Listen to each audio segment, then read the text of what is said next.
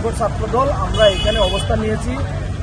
আমরা গত 2 দিন ধরে শুনতে পাচ্ছি যে এই সন্ত্রাসীরা এতদিন গত 16 বছর ধরে এই জাতির উপর যে স্বৈরশাসকরা জাতির গলা চেপে ধরেছিল, আমরা আজকে ছাত্র জনতার একসাথে আন্দোলনের মাধ্যমে এই স্বৈরাচার হতে আমরা মুক্ত হয়েছি। আমরা গত 2-3 দিন ধরে শুনতেছি এই স্বৈরাচাররা আবার প্ল্যানিং করে সারা বাংলাদেশে অস্থিতিশীলতা সৃষ্টির জন্য পাড়ায় মহল্লায় বিভিন্ন মাধ্যমে ওরা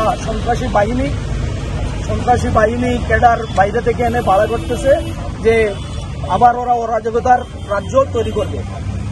তো এর আলোকে সিলেট সরকারি কলেজ ছাত্রদল এবং টিলাগড় ছাত্রদল আমরা এখানে অবস্থান নিয়েছি। সন্ত্রাসীদের ভয়ে সারা শহর কি টোটাল বাংলাদেশ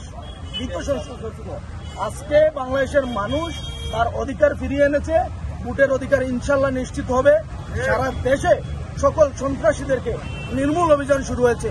সেই নির্মূল অভিযানের অনুযায়ী আমরাও এখানে অবস্থান নিয়েছি। যে কোনো ধরনের সন্ত্রাসী কার্যক্রম, যে কোনো ধরনের সন্ত্রাসীদের মোকাবেলার জন্য আমরা সোচ্চার আছি।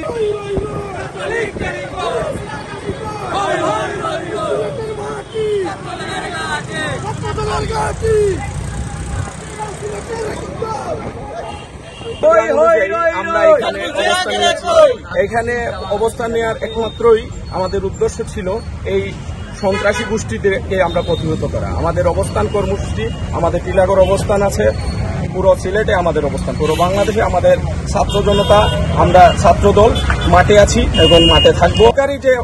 এই যে সন্ত্রাসী গোষ্ঠী তাদেরকে আমরা প্রতিহত করবো।